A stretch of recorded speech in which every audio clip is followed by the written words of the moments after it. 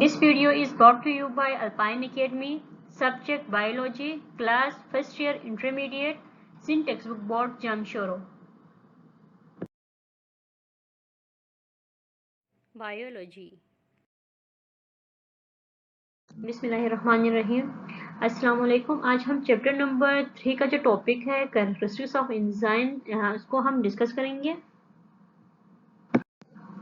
Characteristics of enzyme. Enzymes are biocatalysts produced in the protoplasm. They are synthesized in the cell. The basic properties of enzymes are जो enzymes हैं वो biocatalysts होते हैं और ये जो हैं प्रोटोप्लाज्म में बनते हैं। ये प्रोटोप्लाज्म में बनते हैं, इसका मतलब ये है कि इनकी जो सिंथेसिस होती है वो विद इन द सेल होती है। जो एंजाइम्स हैं उनके बेसिक प्रॉपर्टीज को हम डिस्कस करेंगे। सबसे पहले है most of the enzymes are proteinaceous in nature. ज़्यादातर जो एंजाइम्स होते हैं वो प्रोटीनिशियस इन नेचर होते हैं। यहाँ पे ये नहीं कहा गया है कि सारे एंजाइम्स प्रोटीनिशियस इन नेचर है, यहाँ पे ये कहा गया है कि मोस्ट ऑफ एंजाइम जो है वो प्रोटीन से बने हुए होते हैं। They are macromolecules of globular proteins with higher molecular weight. ये जो होते हैं एंजाइम्स ये मैक्रोमोलिक्यूल्स होते हैं, यानी लार्ज के मॉलिक्यूल्स होते हैं, बड़े मॉलिक्यूल्स होते हैं।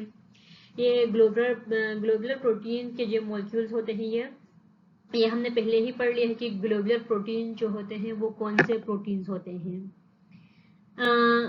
इसके बाद जो है ये हायर मॉलिक्यूलर वेट इनका होता है।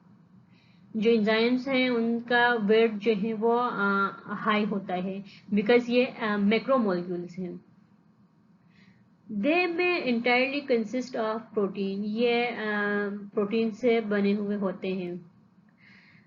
एमाइलेज इसकी एग्जांपल है और पेप्सिन इसकी एग्जांपल है। और ये जो पेप्सिन और एमाइलेज जो है में contain along with protein non proteinaceous part, इसके एग्जांपल में होलो एंजाइम्स कहा गया है। जो पॉइंट 1 है इसमें सबसे पहली बात तो ये बताई गई है कि ये जो एंजाइम्स हैं वो प्रोटीन से बने हुए होते हैं और ये मैक्रोमोलिक्यूल्स होते हैं, ये ग्लोबुलर प्रोटीन्स होते हैं और इनका जो मॉलिक्यूलर वेट जो होता है वो हाई होता है। और यहाँ पे ये कहा गया है कि जो कुछ प्रोटीन से बने हुए होते हैं वो एंजाइम जो है वो एमाइलेज है और पेप्सिन इसकी एग्जांपल हैं। तो एमाइलेज जो है वो ऐसे एंजाइम्स होते हैं जो हमारे जो सलाइवा वगैरह में ये होते हैं और ये डाइजेस्ट करते हैं कार्बोहाइड्रेट्स वगैरह को। इसके बाद जो पेप्सिन है वो स्टोमक में होते हैं और ये प्रोटीन को डाइजेस्ट करते हैं। और इनके साथ जो है एक नॉन प्रोटीनिशियस पार्ट जो होता है वो अटैच्ड होता है जिसको प्रोस्थेटिक ग्रुप कहा जाता है। इसके बाद जो सेकेंड जो पॉइंट है वो ये है कि they react with both acidic and alkaline substances due to the presence of protein as their major parts. ये एसिडिक और अल्कलाइन दोनों सब्सटेंसेस पे ये रिएक्ट कर सकते हैं। ये जो है जो एंजाइम्स हैं वो एसिडिक और अल्कलाइन सब्सटेंसेस दोनों पे ये दोनों के साथ ये रिएक्ट कर सकते हैं क्योंकि इसका जो मेजर पार्ट जो है वो प्रोटीन का बना हुआ होता है। यही इसकी वजह है कि ये प्रोटीन का बना हुआ होता है, इसलिए ये जो है एसिडिक और अल्कलाइन दोनों नेचर में ये काम कर सकते हैं। यानी एक ही एंजाइम जो है वो दोनों मीडियम पे एक ही वक्त में काम नहीं कर सकता। जिस तरह से एक हम एग्जांपल लेते हैं, एक बच्चा है जो क्लास ले रहा है तो वो एट अ टाइम 2 क्लासेस को अटेंड नहीं कर सकता, वो एट अ टाइम एक क्लास को अटेंड करेगा। एक बच्चा जो है जैसे कि हम एक स्टूडेंट की मिसाल लेते हैं, वो सपोज फर्स्ट ईयर का किसी स्टूडेंट की हम मिसाल लें तो फर्स्ट ईयर का स्टूडेंट जो है वो बायो भी पढ़ता है और फिजिक्स भी पढ़ता है। तो जो स्टूडेंट है वो at a time bio physics दोनों की क्लास नहीं ले सकता, वो एक वक्त में एक ही क्लास लेगा, या वो बायो की लेगा या वो फिजिक्स की लेगा। इसी तरह से जो एंजाइम्स होते हैं वो एट अ टाइम दोनों जो एसिड और बेसिक सब्सटेंस के साथ जो है अल्कलाइन सब्सटेंसेस के साथ ये रिएक्ट नहीं कर सकते, बल्कि एट अ टाइम ये एक के साथ रिएक्ट कर सकते हैं। Enzymes generally act with in the living cell where they have been produced, but sometimes they diffuse out of the cell and perform catalytic function outside the cell or in other cell. An enzyme which act within the cell is called intracellular enzyme or endoenzyme, and the enzyme which act outside the cell is called exoenzymes. यहाँ पे दो terms जो बताई गई हैं वो एक Indo enzyme है और एक जो है वो एक्सो एंजाइम है। जो इंडो एंजाइम है वो ऐसे एंजाइम्स होते हैं जो within the same cell जो है वो एक्ट करते हैं, यानी ये जिस सेल में बन रहे होते हैं वो उसी सेल में ही ये अपना काम करे, तो उसको हम कहते हैं इंडो एंजाइम। जबकि कुछ एंजाइम्स ऐसे होते हैं जो बनते किसी और सेल में हैं, या ये बनते किसी और सेल में हो और ये काम जो है वो अपने उस सेल के साथ जो दूसरा सेल होता है उस पर काम करेंगे, या वो फिर कहीं और जाके काम करेगा। तो ऐसे एंजाइम्स को कहा जाता है एक्सो एंजाइम्स। जो इंडो एंजाइम है उसको इंट्रासेलुलर भी कह सकते हैं।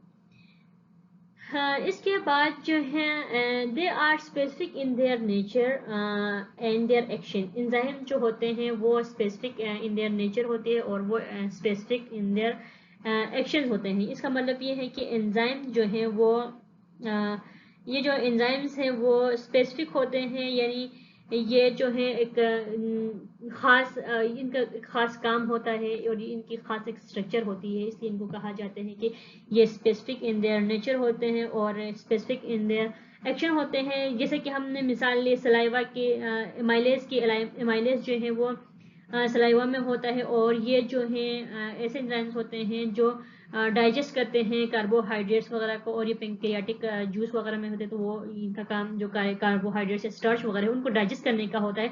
तो एमाइलेज जाके स्टोमक में काम नहीं करेगा, क्योंकि एमाइलेज का अपना काम है और उसकी अपनी नेचर है। और पेप्सिन जो है हमने कहा था ये स्टोमक में होता है और ये प्रोटीन को डाइजेस्ट करता है, तो पेप्सिन जाके सलाइवा में जाके शामिल नहीं होगा, क्योंकि इसका काम कार्बोहाइड्रेट को डाइजेस्ट करना नहीं है। तो इसकी अपनी जगह है। पेप्सिन जो है वो स्टोमक में रहेगा और वो अपना काम जो है वो परफॉर्म करेगा कि उसने प्रोटीन को डाइजेस्ट करना है, और एमाइलेज जो है वो सलाइवा में होगा तो उसने स्टार्च या फिर कार्बोहाइड्रेट को डाइजेस्ट करना है। तो इसीलिए कहा गया है कि जो एंजाइम्स होते हैं वो स्पेसिफिक इन नेचर होते हैं और स्पेसिफिक इन देयर फंक्शन होते हैं या स्पेसिफिक इन देयर एक्शन होते हैं, क्योंकि इसने ये जो जैसा बना है उसकी तरह का कोई दूसरा नहीं होता, और ये जो एंजाइम जो काम कर रहा है वो कोई और काम नहीं कर सकता। इसका मतलब यही है कि वो स्पेसिफिक इन देयर नेचर होते हैं और स्पेसिफिक इन देयर एक्शन होते हैं। जो फिफ्थ पॉइंट है वो ये है कि their molecule are much larger in size than the substrate. इनके जो मॉलिक्यूल्स होते हैं वो उसके सबस्ट्रेट के हिसाब से इनकी साइज जो है वो एंजाइम्स का बड़ा होता है, एंजाइम का जो है वॉल्यूम ज्यादा होता है। इसके बाद जो है सिक्स्थ जो पॉइंट है इसमें ये है कि यहाँ पे ये बात आप नोट करें कि जो अमाउंट ऑफ एंजाइम जो होती है इसकी रिक्वायरमेंट लो होती है और जो सबस्ट्रेट जो है वो लार्ज होती है। इसका मतलब ये है कि एक छोटा सा एंजाइम जो है वो थोड़ा सा जो रिएक्ट करे तो भी वो एक बड़ा जो फंक्शन उसको परफॉर्म कर सकता है, यानी एक बड़े से सबस्ट्रेट के ऊपर काम कर सकता है। हमने इसकी एग्जांपल पहले भी ली है कि एक कैंची जो है वो बहुत सारे कपड़ों को काट सकती है, या एक छुरी जो है वो बहुत सारी चीजों को काट सकती है। इसी तरह से आप ये भी मिसाल ले लें कि जो एक ट्रेनर होता है वो बहुत सारे लोगों को ट्रेनिंग दे रहा होता है, तो ट्रेनर जो है वो एज ए एंजाइम एक्ट करेगा, क्योंकि वो जो एंजाइम ट्रेनर जो है वो एज ए एंजाइम एक्ट करेगा। बाकी जो ट्रेनिंग लेने वाले होते हैं, जो ट्रेनिंग ले रहे होते हैं, इससे वो जो होते हैं एज ए सबस्ट्रेट काम करते हैं, क्योंकि वो बहुत सारे लोगों को गाइड कर रहा होता है। इसी में आप टीचर और स्टूडेंट की जो मिसाल है वो भी ले सकते हैं, क्योंकि टीचर एक होता है और स्टूडेंट जो है वो बहुत सारे होते हैं, यानी एक टीचर बहुत सारे स्टूडेंट्स को सिखा रहा होता है एक एट अ टाइम। बिल्कुल इसी तरह जो है एक एंजाइम जो है वो एक छोटा सा एंजाइम जो है वो बहुत सारे सबस्ट्रेट के लिए भी काफी हो सकता है। इसके बाद जो नंबर 6 पॉइंट है, they have particular site to react with the substrate called active site. इनके जो एंजाइम जो है उनमें एक खास साइट होती है, यानी एक खास जगह होती है जिसमें जिसमें एक ये खासियत होती है कि वो किसी भी सबस्ट्रेट के साथ रिएक्ट कर सकता है, उसको एक्टिव साइट कहा जाता है।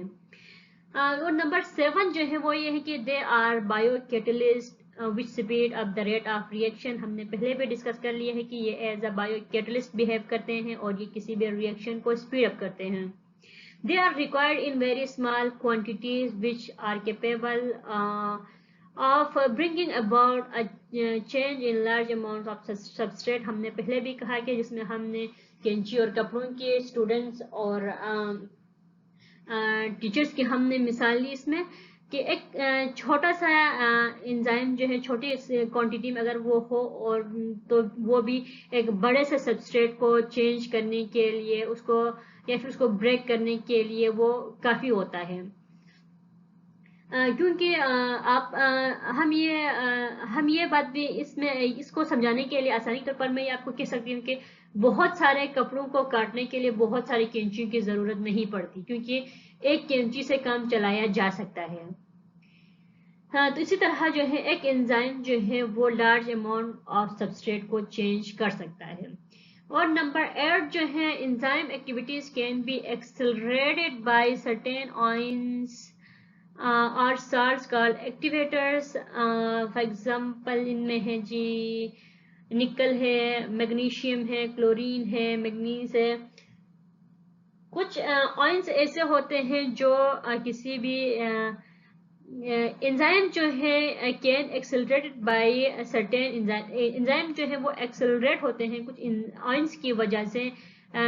इन आयंस को नाम दिया जाता है, कुछ साल्ट्स होती हैं इनको नाम दिया जाता है एक्टिवेटर्स का, क्योंकि ये एक्टिवेट कर रहे होते हैं इसलिए इनको एक्टिवेटर्स का नाम दिया जाता है। इनमें मैग्नीज है और इनमें मैग्नीज है, निकल है, मैग्नीशियम और क्लोरीन वगैरह इसमें शामिल हैं। और जो नंबर 9 जो है इसमें देखें, enzymes activities can B inhibited by certain factors called inhibitors. Enzymes की एक्टिविटीज को जो है कुछ फैक्टर्स ऐसे भी होते हैं जो इनकी एक्टिविटी को रोक सकते हैं, इनहिबिट कर सकते हैं, या वो कुछ देर के लिए रोक सकते हैं या फिर वो कुछ देर के या फिर वो उसको हमेशा के लिए रोक सकते हैं। तो इनको कहते हैं इनहिबिटर्स, यानी वो इसकी एक्टिविटी को रोक रहे हैं। ये एंजाइम पे काबू पाने वाली भी कोई चीज है, उनको कहते हैं inhibitors.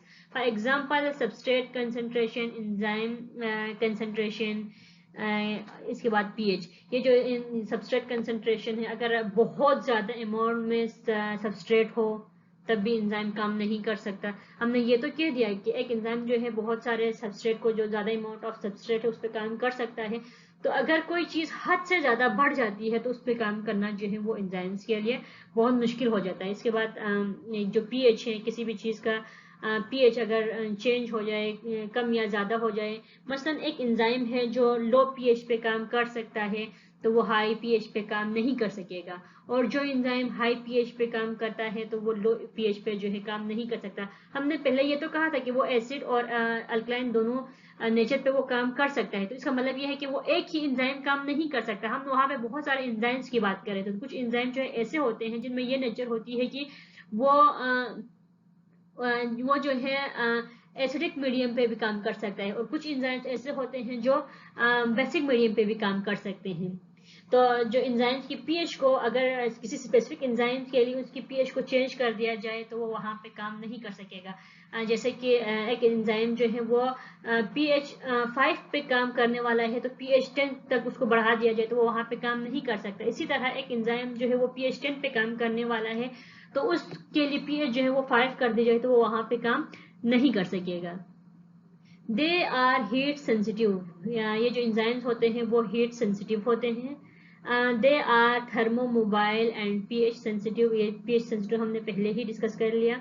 They work on specific pH, हमने पहले ही डिस्कस कर लिया ये पॉइंट भी कि वो किसी स्पेसिफिक, हर एंजाइम जो है उसके स्पेसिफिक पीएच रिक्वायर्ड होगा और वो उसी पीएच पे ये काम कर सकेंगे। थर्मोमोबाइल का मतलब यही है कि ये हीट सेंसिटिव है। इसके बाद जो पीएच ही क्या चीज़ है, तो पीएच जो है वो पावर ऑफ हाइड्रोजन को कहते हैं। ये अमूमन एक स्केल होता है 1 से लेके 14 तक ये होता है। इसके बाद अगर हम किसी थर्मोमोबाइल में अगर हम या हीट सेंसिटिव में अगर हम कोई एग्जांपल लेते हैं, जैसे कि एक एंजाइम है ह्यूमन की बॉडी का है, तो वो मैक्सिमम जो ऑप्टिमम टेम्परेचर है वो 37 डिग्री पे ये काम कर सकेगा। अगर टेम्परेचर इसे बढ़ा दिया जाए तो वो एंजाइम जो है वहाँ पे काम नहीं कर सकता। और ये भी होता है कि एंजाइम की जो बॉडी है या एंजाइम का जो स्ट्रक्चर है वो डिनेचर हो सकता है। अगर किसी भी एंजाइम को ज़्यादा से ज़्यादा टेम्परेचर दिया जाता है तो वो डिनेचर हो जाता है। लेकिन अगर टेम्परेचर जो है वो फ्रीज करके 0 तक लाया जाए तो एंजाइम काम नहीं करेगा, लेकिन एंजाइम जो है वो डिनेचर नहीं होगा। ये बात नोट कर ले कि एंजाइम के लिए अगर जो टेम्परेचर है उसको बढ़ा दिया जाए तो वो डिनेचर होगा, क्योंकि वो प्रोटीनिशियस इन नेचर होता है। प्रोटीन जो है वो डिफरेंट अमाइनो एसिड जब आपस में पेप्टाइड बॉन्ड बनाते हैं तो उस जो पॉलीपेप्टाइड के नतीजे में जो ग्रुप ऑफ अमाइनो एसिड होता है या पॉलीमर ऑफ अमाइनो एसिड होता है वो प्रोटीन कहलाता है। और यही एंजाइम जो है प्रोटीन से ही बने हुए होते हैं। अगर इनको ज़्यादा हीट मिलेगी, ज़्यादा एनर्जी इनको मिलेगी, तो ये इनके दरमियान जो अमाइनो एसिड्स के दरमियान जो बॉन्डिंग हुई थी वो ब्रेकअप हो जाएगी, जिसकी वजह से एंजाइम जो है वो अपना जो मॉलिक्यूलर स्ट्रक्चर है उसको मेंटेन नहीं रख सकेगा। तो इसका मतलब है कि ये डिनेचर हो रहा है। जब एंजाइम ही डिनेचर होगा तो वो फिर दोबारा से काम नहीं कर सकेगा। लेकिन अगर टेम्परेचर जो है वो कम कर दिया जाए तो एंजाइम काम नहीं करेगा, लेकिन उसका जो मॉलिक्यूलर स्ट्रक्चर है वो डिनेचर नहीं होगा। लेकिन जब उसको उसके अपने हिसाब से उसको टेम्परेचर मिले, ऑप्टिमम टेम्परेचर या नॉर्मल टेम्परेचर मिले, तो वही एंजाइम जो है वो दोबारा काम करना शुरू हो जाएगा। इसके बाद नंबर 11 जो है, they remain chemically unchanged during and after chemical reaction. हमने ये बात पहले डिस्कस कर ली कि जो केमिकल रिएक्शन होता है इस दौरान ये अपना रोल प्ले करता है किसी भी केमिकल रिएक्शन को स्पीड अप करने में। लेकिन जब आखिर में प्रोडक्ट बनता है तो केमिकली जो होता है एंजाइम वो अनचेंज होता है, यानी उसमें कोई चेंजिंग नहीं आती। जैसा वो पहले इस्तेमाल, जैसे कि उसने शुरुआत में रिएक्शन के जैसा ये था रिएक्टेंट में, वैसा ये हमें प्रोडक्ट में एज इट इज वैसा ही मिलेगा, यानी ये रिमेन अनचेंज होता है केमिकली। इसका काम सिर्फ और सिर्फ यही है कि ये रिएक्शन को स्पीड अप करता है और जल्दी कंप्लीट कर लेता है। Alpine Academy provides online tuition for all subjects of class 9th, Matric, first year and inter. Please contact us on this WhatsApp number. Now we discuss about mode of action. Mode of action को detail में discuss करने से पहले मैं हल्का सा आप लोगों को बता दूं, इसमें हम जो है दो मॉडल्स को डिस्कस करेंगे, लॉक एंड की मॉडल और इंड्यूस फिट मॉडल। इसके बाद जो है एंजाइम्स के जो स्ट्रक्चर होता है उसके बारे में थोड़ा सा हम पढ़ लेंगे कि ये कैसा होता है, कहाँ पे जाके सबस्ट्रेट जो है वो अटैच्ड होता है, और अगर सबस्ट्रेट जो है उसके बराबर ना हो तो फिर क्या प्रॉब्लम्स होती है, इसको हम यहाँ पे इसमें डिस्कस कर लेंगे। Mode of action. Action of enzyme is related in a structure which is complex and three-dimensional. जो एक्शन ऑफ एंजाइम होता है वो रिलेटेड होता है इसके स्ट्रक्चर के हिसाब से, जो कि कॉम्प्लेक्स होता है और 3 डायमेंशनल होता है। Each enzyme has a dimple of a specific shape called the active site, into which substrate can fit. In order to explain the mode of action of enzyme, Fisher 1898 proposed a key lock theory, which was later improved by P. Fielder. And D Woods. ये जो action होती है enzyme के, enzyme का जो action होता है वो रिलेटेड होता है उसके स्ट्रक्चर के हिसाब से, जो कि कॉम्प्लेक्स स्ट्रक्चर और 3 डायमेंशनल स्ट्रक्चर होता है, और ये प्रोटीनिशियस इन नेचर होता है।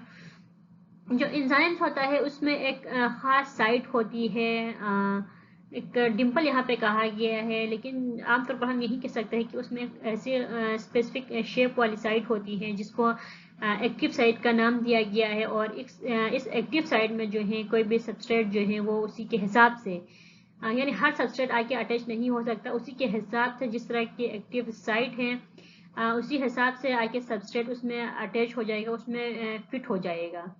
इसको एक्सप्लेन करने के लिए कि इसमें जो है एंजाइम्स का मोड ऑफ एक्शन जो है वो कैसा होगा, उसके लिए एक साइंटिस्ट जिसका नाम फिशर था, उसने एक मॉडल पेश किया। ये 1898 में उसने ये मॉडल पेश किया और उसने इस मॉडल को नाम दिया लॉक एंड की मॉडल, या फिर की लॉक मॉडल जिसको कहते हैं, या फिर इसने कोई थ्योरी पेश की। इसने जो है फर्दर इम्प्रूवमेंट की, पी फिल्डर और डी वुड्स ने इसमें कुछ इम्प्रूवमेंट्स की। They proposed that a particular enzyme acts on a particular substrate, like a particular lock can be unlocked by a particular key.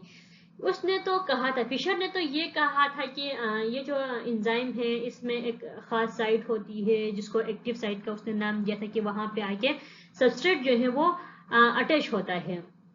अब ये जो मजीद जो 2 साइंटिस्ट हैं इन्होंने ये कहा कि ये जो खास साइट होती हैं, जो एक्टिव साइट हैं, इसने कहा कि किसी भी खास एंजाइम के लिए जो है खास किस्म के सबस्ट्रेट होते हैं। जिस तरह एक ताला है, उसको खोलने के लिए एक स्पेसिफिक चाबी होती है, इसी तरह एक स्पेसिफिक एंजाइम के लिए एक स्पेसिफिक सबस्ट्रेट होगा, और इसको उन लोगों ने नाम दिया लॉक एंड की मॉडल भी कहा जाता है, और की लॉक थ्योरी भी इसको कहा जाता है। This theory depend upon physical contact between substrate and enzyme molecule. अब जाहिर बात है उन लोगों ने उसकी शेप को देख के कहा है, तो ये जो थ्योरी है ये डिपेंड करती है किसी भी एंजाइम और उसका जो सबस्ट्रेट मॉलिक्यूल होता है, या फिर जो एंजाइम मॉलिक्यूल होता है, इनका फिजिकल जो कॉन्टेक्ट होता है, इसके ऊपर ये थ्योरी डिपेंड करती है। The active site of each enzyme has a distinct shape and distribution of charge which is complementary to its substrate, like a lock and key, where a lock allow very few keys to fit in. Similarly, enzymes allow a few complementary molecules to fit in and react while rejecting even fairly similar molecule. इन्होंने ये कहा कि ये जो enzymes है, वो जो enzyme जिनकी एक स्पेसिफिक एक्टिव साइट थी, वो उस पर जाके एक स्पेसिफिक सबस्ट्रेट आगे अटैच्ड हो जाएगा। जो एक्टिव साइट है किसी भी एंजाइम की, उसकी खास शेप होती है और उसमें कुछ चार्जेस की इसके ऊपर डिस्ट्रीब्यूशन होती है, जहाँ पे आके जो सबस्ट्रेट जो है अटैच हो जाता है, तो वो एंजाइम सबस्ट्रेट कॉम्प्लेक्स बन जाता है। बिल्कुल इसी तरह है जैसे कि एक ताला है, उसको खोलने के लिए जो चाबी ज़रूरत होती है, अगर ताले में चाबी डाल दी जाए तो वो लॉक एंड की जो है हम उसको कह सकते हैं, जैसे कि लॉक एंड की, उसको कॉम्प्लेक्स हम कह सकते हैं। जैसे कि हमने एंजाइम्स और सबस्ट्रेट की जब बात की तो उसको हमने एंजाइम सबस्ट्रेट कॉम्प्लेक्स या फिर उसको कॉम्प्लीमेंट्री का नाम दिया। इसी तरह जो सिमिलर एंजाइम होता है वो कॉम्प्लीमेंट्री मॉलिक्यूल्स को जो है वो इसके अंदर फिट हो जाएंगे, और वो जबकि बाकी जो एंजाइम्स या फिर बाकी जो सबस्ट्रेट्स होते हैं उनको वो रिजेक्ट करेगा। You can see in this picture the lock and key mechanism. आप देख सकते हैं कि जो एक मॉलिक्यूल है सबस्ट्रेट का, वो किसी एंजाइम के साथ एंजाइम सबस्ट्रेट कॉम्प्लेक्स बनाने की कोशिश कर रहा है।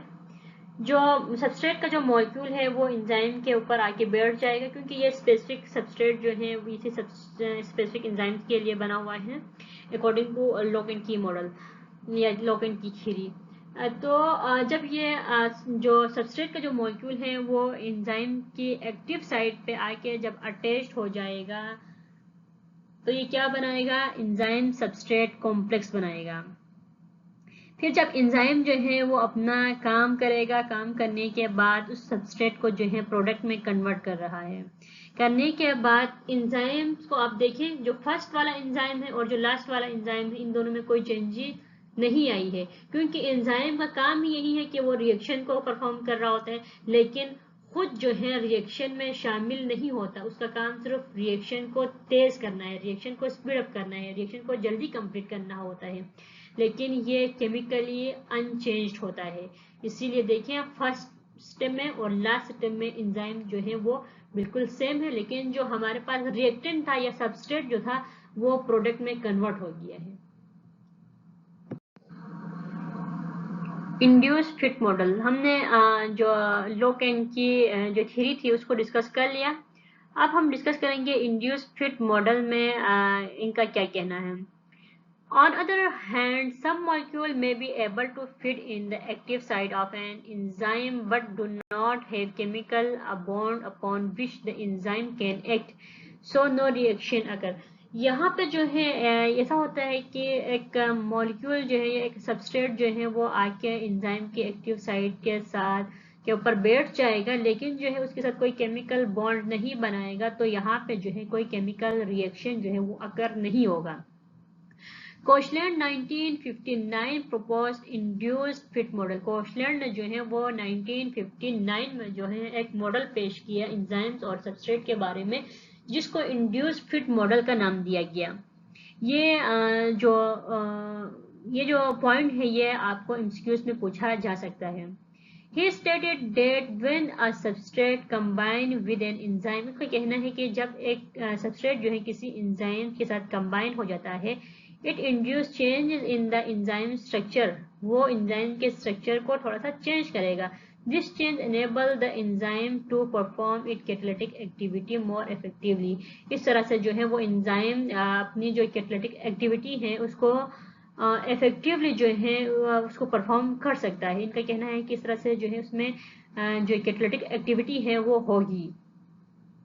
तो आप इस पिक्चर में देख सकते हैं कि जो एंजाइम है उसका जो एक्टिव साइट और जो सबस्ट्रेट है उसमें यानी ऐसी कोई रिजेम्बलेंस नहीं है कि वो आके इसके साथ अटैच्ड हो जाए, लेकिन फिर भी जो है वो सबस्ट्रेट आके एंजाइम के एक्टिव साइट पे अटैच्ड हो रहा है। इस तरह से वो एंजाइम सबस्ट्रेट कॉम्प्लेक्स बना रहा है। पिक्चर नंबर ये जो रिएक्टेंट है वन हम इसको कह सकते हैं कि उसमें आप देखें कि ए बी और सी इसके स्ट्रक्चर को देखें और आप इसी के ऊपर जो सबस्ट्रेट का स्ट्रक्चर है उसको देखें, इनमें कोई रिजेम्बलेंस नहीं है। जबकि आप प्रोडक्ट में जाके देखें तो ये जो सबस्ट्रेट है ये आके इस एंजाइम्स के साथ जो है लग गया है, इसके एक्टिव साइट में चेंजिंग लाई है इसने, और लाके इसने क्या बनाया है, एंजाइम सबस्ट्रेट कॉम्प्लेक्स इसने बनाया है। For more details on remaining lectures, chapters and exercises of this book, please send us a message on WhatsApp number।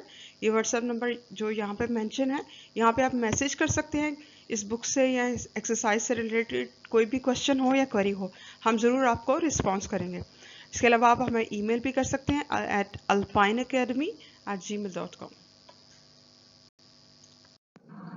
ये जो स्ट्रक्चर है आपके बुक के जो स्ट्रक्चर है वो है, इसमें आप ये पेज नंबर आई थिंक 45 में ये मौजूद है और ये फिगर नंबर 3.3 है। इसमें ये दिखाया गया है कि एक एंजाइम जो है वो एक सबस्ट्रेट जो है वो आके कैसे एंजाइम में आके बैठ जाते हैं, चाहे वो उसके सेम हो या ना हो। फिर उसके साथ फिर वो वहाँ पे आके एंजाइम में जो एक्टिव साइट है उसको कैसे चेंज करते हैं, चेंज करने के बाद वो फिर प्रोडक्ट में कैसे कन्वर्ट होते हैं, ये पूरा एक साइकिल यहाँ पे दिखाया गया है। सबसे पहले जो देखें जो एंजाइम्स हैं उसका जो एक्टिव साइट है उसका स्ट्रक्चर को देखें तो वो जो है टोटली चेंज्ड है उस सब्सटेंस से या उस सबस्ट्रेट से, बिल्कुल ये चेंज है। अब ये सबस्ट्रेट जो है वो आके इसके ऊपर बैठ जाते हैं।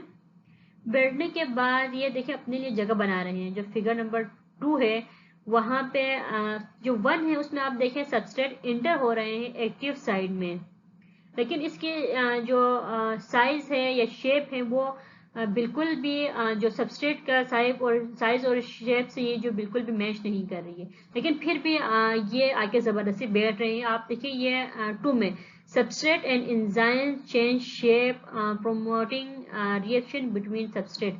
देखिए यहाँ पे जो सबस्ट्रेट हैं वो आके एंजाइम के साथ बैठे हुए हैं और ये इस तरह से इन लोगों ने अपनी जो शेप थी वो चेंज कर ली है। तो यहाँ पे जो है ये रिएक्शन को प्रोमोट कर रहे हैं। इसके बाद जो थर्ड स्टेप है, इसमें आप देखें थर्ड जो पिक्चर है इसमें substrate bounded at reactive site leave enzyme ready for new site of substrate। फिर यहाँ पे जो है जो प्रोडक्ट बनना था वो बन गया। बनने के बाद जो है जो एंजाइम है वो बिल्कुल पहले की तरह हो गया। जो जैसे पहले जो सबस्ट्रेट था उसमें अटैच होने से पहले जिस तरह की इसकी साइज या शेप थी वो बिल्कुल ऐसे ही बन गया और ये नए रिएक्शंस के लिए जो है तैयार हो गया। और जो प्रोडक्ट है वो हमें मिल गए। जो आप देख सकते हैं ऊपर जो रिएक्टिव साइड्स जो हैं वहाँ पे जो सबस्ट्रेट होते हैं, ये सबस्ट्रेट जो है वो अटैच हो रहे हैं एंजाइम्स के। फिर वो जाके उन्होंने एंजाइम्स की जो एक्टिव साइड थी उसके साइज और उसकी शेप को चेंज कर दिया। चेंज करने के बाद मॉलिक्यूल्स की जो या सबस्ट्रेट की अपनी साइज और शेप भी चेंज हो गई है।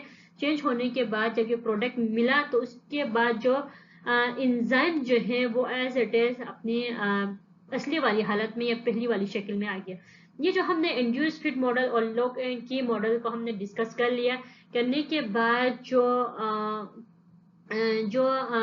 मॉडल है इंड्यूस फिट मॉडल वो सही है एज कंपेयर टू एंजाइम जो लॉक एंड की मॉडल था उससे इंड्यूस फिट मॉडल जो है वो बेहतर भी है और सही भी है।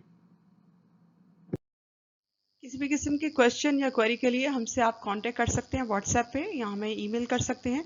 इसके अलावा प्लीज़ हमारे यूट्यूब के चैनल अल्पाइन एकेडमी को ज़रूर सब्सक्राइब करें। Thank you.